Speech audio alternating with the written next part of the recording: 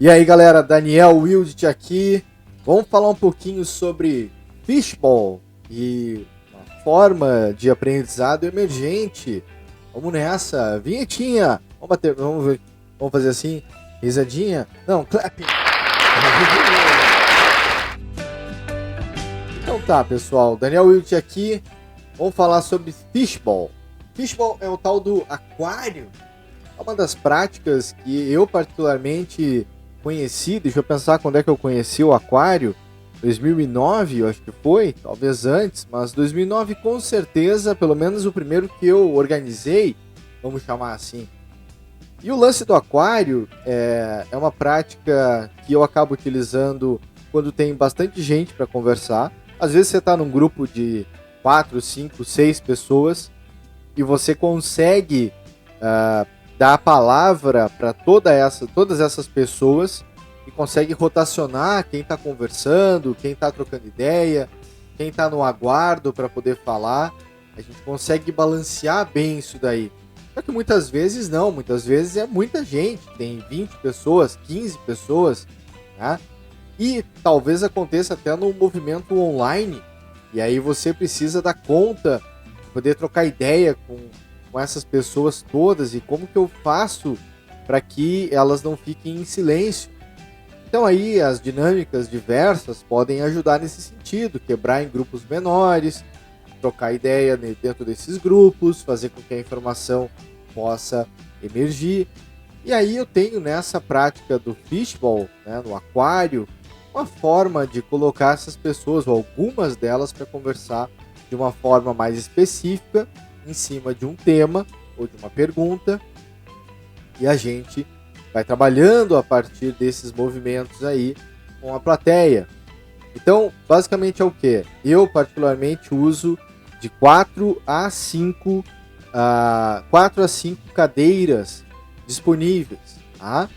Mas se eu estou online, Daniel, eu uso alguma história como um Jamboard, Miro, Mural, bota 4 imagens, 5 imagens de cadeiras, pede para a galera colocar seus nomes num cartãozinho de post-it e pede para elas se posicionarem numa plateia e depois elas podem se posicionar para fazer parte do fishball.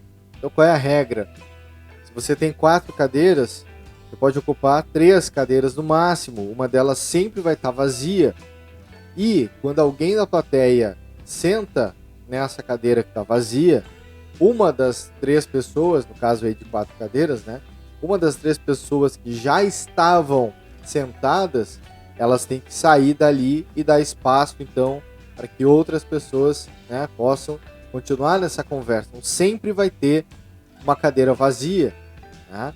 Então, no caso do online, eu acabo tendo uma estrutura de funcionamento, onde tem o movimento post-it com o meu nome, né, a notinha ali, coloco em cima de uma cadeira, e aí alguém dali tem que sair, né, para que a conversa possa continuar.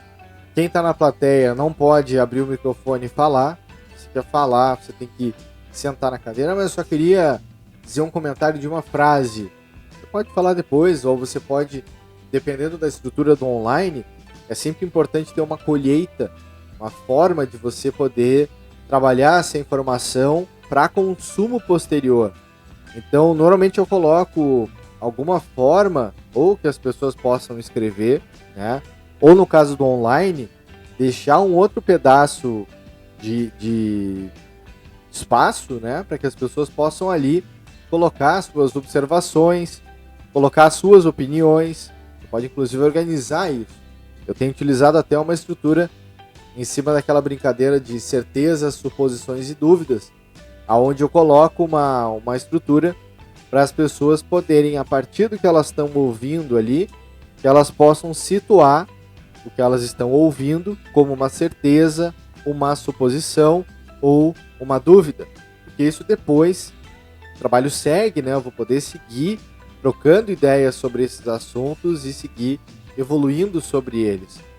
Então aqui acaba sendo importante ter esse movimento dessa troca, quem participa, então você buscar pessoas diferentes, trocar os temas.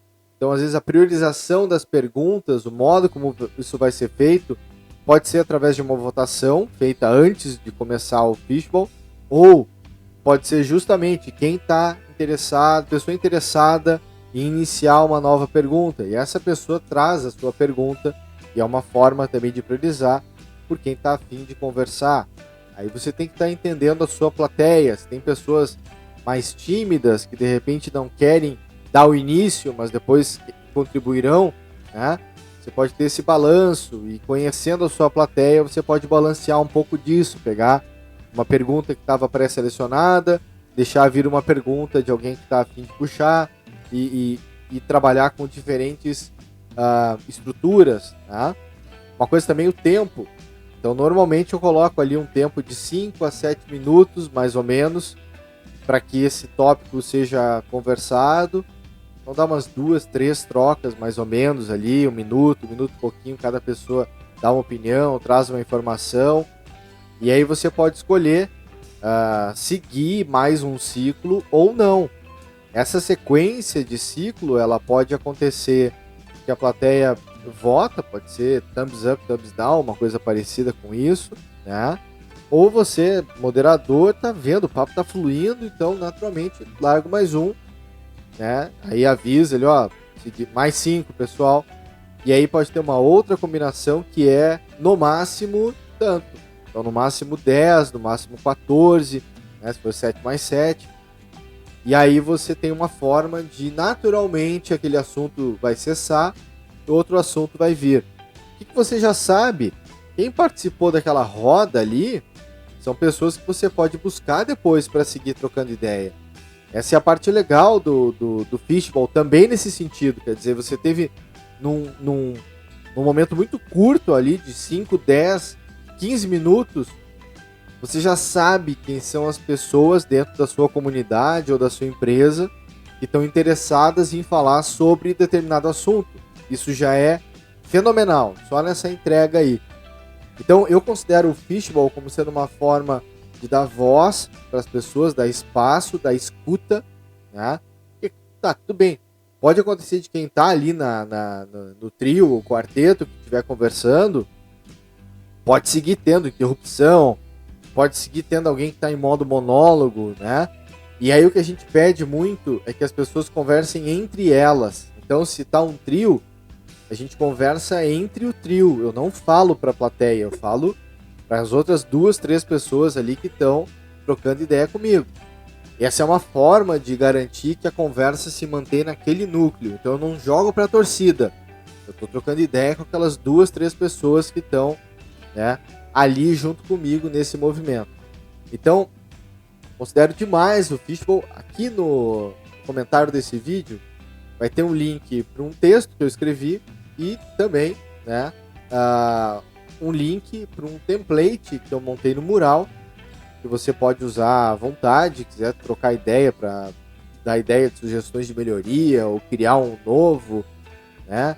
Fica tranquilo aí para entrar em contato, você que está praticando isso, essas facilitações, esses momentos de cuidado, né? E vamos praticar, vamos criar conversas aí que sejam significativas, conversas que ajudem a gente no processo de expressão e de escuta. Beleza? Vamos nessa aí. Valeu!